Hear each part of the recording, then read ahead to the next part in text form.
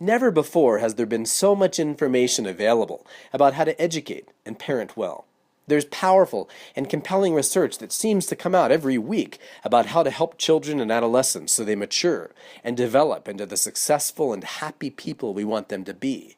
The challenge is, amidst all this news, how do you find the gems? Enter Jess Lehey. Jess is a talented and experienced teacher. She's a parent of two, and through her articles for The Atlantic and the New York Times, she is becoming a voice of advice and sensibility for a generation of parents and educators. Her article about why children must be allowed and encouraged to fail became a sensation, shared over 100,000 times over social media, seeding the way for a book on the topic scheduled for release in 2015. Jess is the upcoming keynote speaker at the gcLi Leadership Lab, and now we welcome her to the edge. Can you tell us a little bit about why you see failure as a gift that parents and teachers can give to students? Well, I think the story of that is just the story of the book. I was teaching middle school and I've taught high school for, 10 years. And I started to see a lot of kids in my classroom that really needed to have their hands held, needed minute by minute, blow by blow instructions on how to do everything. And the minute they couldn't get it right the first time, they would throw their hands up and give up and start to moan and whine and cry. And the thing for me was that I had to start thinking about how I might be complicit in that as well. I have two kids right now, they're 15 and 10. This was a couple of years ago that I sort of realized this.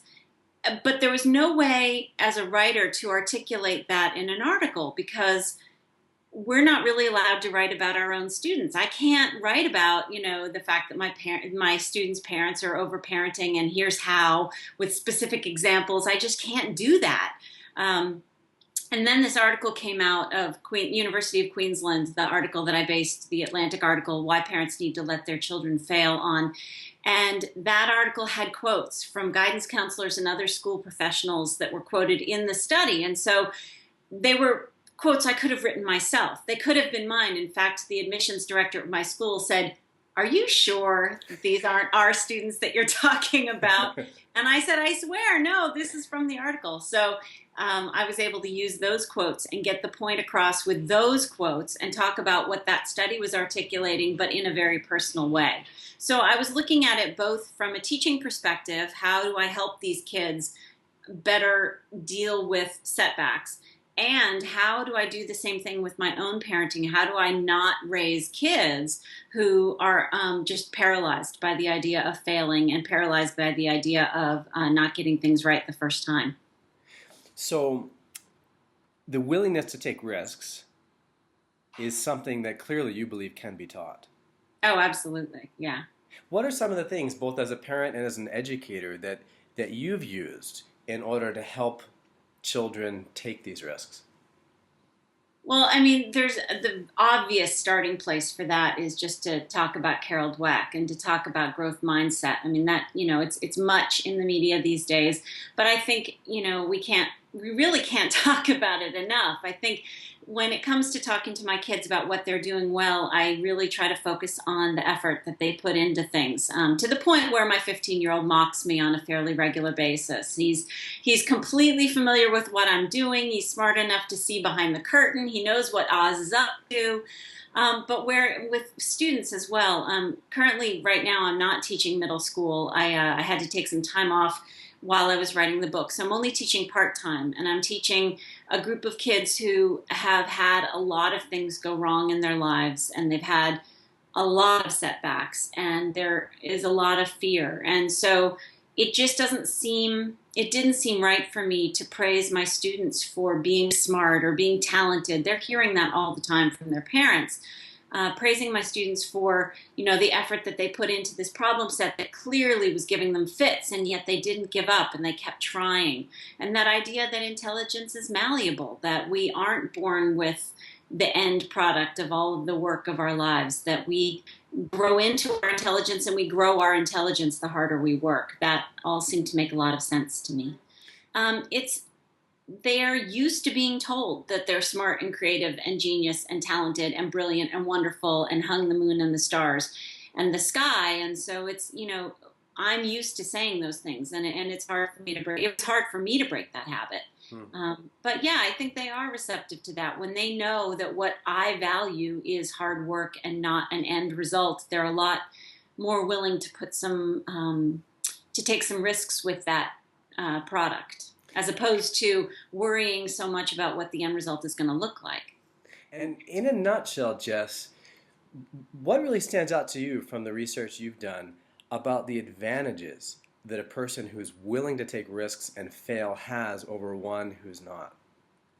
My very favorite study about that comes from Wendy Grolnick out of Clark University. She's fantastic books. One that's academic called The Psychology of Parental Control, and then one called Pressured Parents, Anxious Kids, or Anxious Parents, Pressured Kids. I can't remember which one. It's behind me in that bookshelf over there. I'd have to look. She's fantastic, and she did some really interesting studies on the effects that controlling or directive parenting. I use different descriptors depending on the audience I'm talking to. Controlling doesn't tend to go over very well with parents, or directive parenting is better.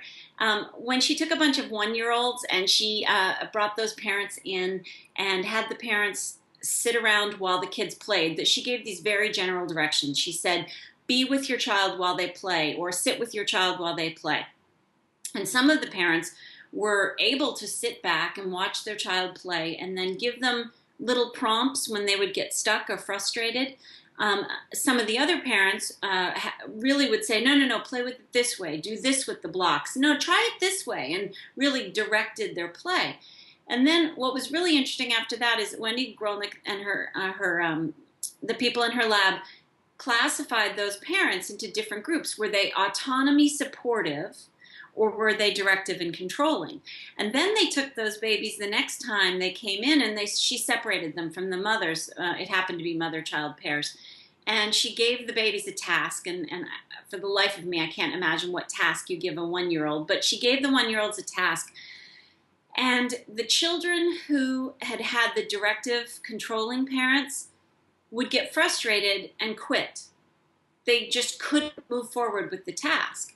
And the kids of the autonomy supportive mothers were able to work through their frustration and continue with the task until its end. And the word Wendy Grolnick uses when she talks about these findings is striking. She said it was striking, the difference between the autonomy supportive the children of autonomy supportive mothers and the children of directive mothers.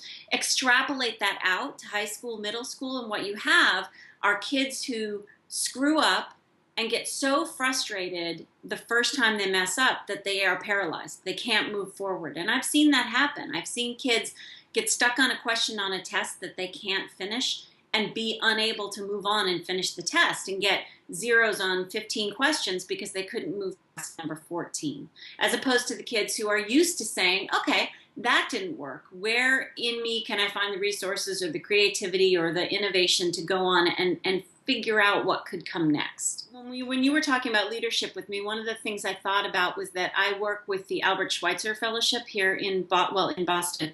And one of the things the Albert Schweitzer Fellowship does is teach future leaders in service. One of the things we look at when we do selection for the Albert Schweitzer Fellowship are who are the people who might not necessarily go out that first time and succeed, but who can learn the most from going out in the community, possibly making a lot of mistakes, and then, failing miserably and going on to become a fellow for life who can teach younger fellows. So I'm really on board with this idea of kids from a very young age being taught that the product isn't always the goal. The learning is the goal, and the effort is the goal, and the striving is the goal, and the learning from all of those things has to be the goal.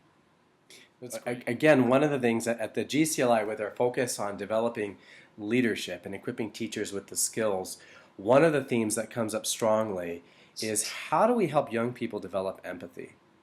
And I wonder if you could talk to us a little bit about some of the research that you found on that topic.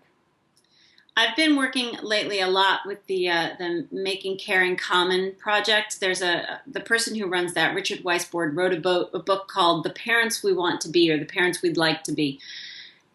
And the Making Caring Common project is trying to do exactly what you're talking about, make empathy and caring something that students care about. And this article I just wrote was about the fact that they looked at a whole bunch of kids and found that 80% of kids pick achievement as their top priority, and that empathy is caring is just not something they value. And the reason for that is really interesting, because when they asked the kids what their parents and what their teachers value most, they said achievement, not caring.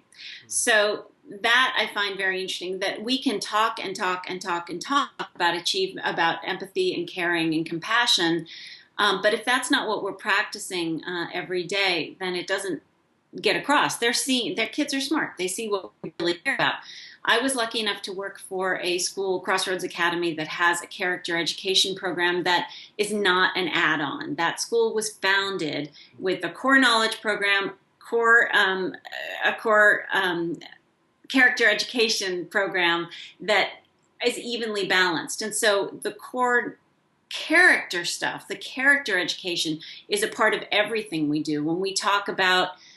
When I teach To Kill a Mockingbird, we talk about virtues and vices in the characters. And it's hard to find a vice with Atticus, but he's got one. And, when you talk about it, when you integrate the empathy and the compassion with everything that kids do, it becomes something that they learn we really value, and that's something that we take home with us. And when we admit that we're wrong in the classroom and we are honest with them and we follow through, they learn all of that from us.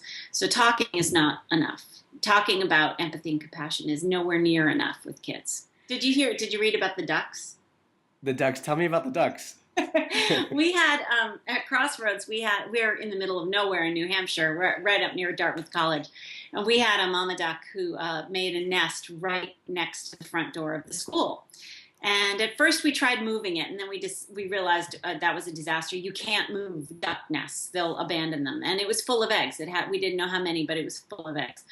So we moved it back near the front door, and we put barriers around it. We realized we have 156 very curious kids, and the idea that she was going to be able to sit there for, I think it was 21 days, I can't remember, almost 30 days. Without the kids getting in her personal space, that was going to be a real challenge for them, because she would get up and walk off the minute a kid came too close. And it was right next to the ramp that leads up to the front door. So even just walking by, she had to kind of get used to that. So we had to talk with the kids a lot about patience and about, having empathy for that mom, and how when those ducks hatch, we're going to get to see baby ducklings next to the front door of our school, and that delayed gratification. We came up with all kinds of ways of talking about delayed gratification in the classroom, and especially with the younger kids, like the first, second, third graders and the kindergartners. It was really hard to trust them to not get near the ducks, and they all started to monitor each other.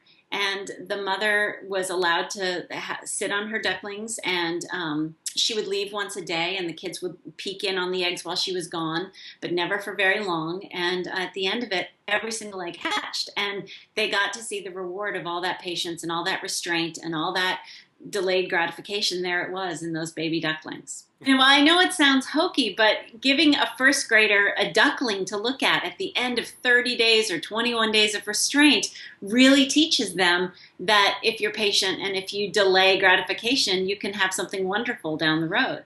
One of the things I've talked to the kids a lot about is that when that article, that why parents need to let their children fail article came out, a journalist in Utah stole that article and published it in a paper as his own, with his own name. I think he changed a few sentences, but it was his own.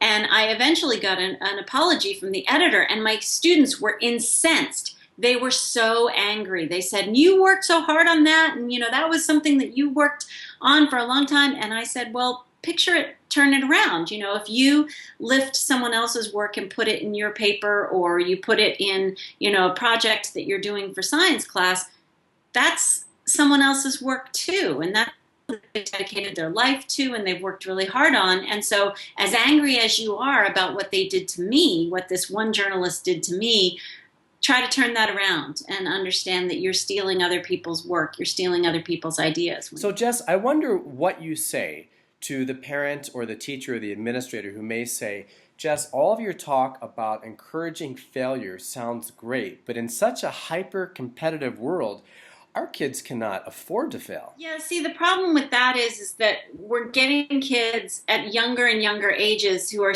petrified to fail at anything. And the problem is that if we have these kids who are so anxiety ridden to even make the tiniest errors, that they end up getting to the point where they can't do anything. They're really quite paralyzed. I've had students where I've said, look, I need you to write a rough draft of this essay so that we can, get something out on paper and work towards a really nice final draft. And they can't write an error-ridden rough draft. They just can't do it. And every writer knows you have to write lots of error-ridden rough drafts in order to get to something good.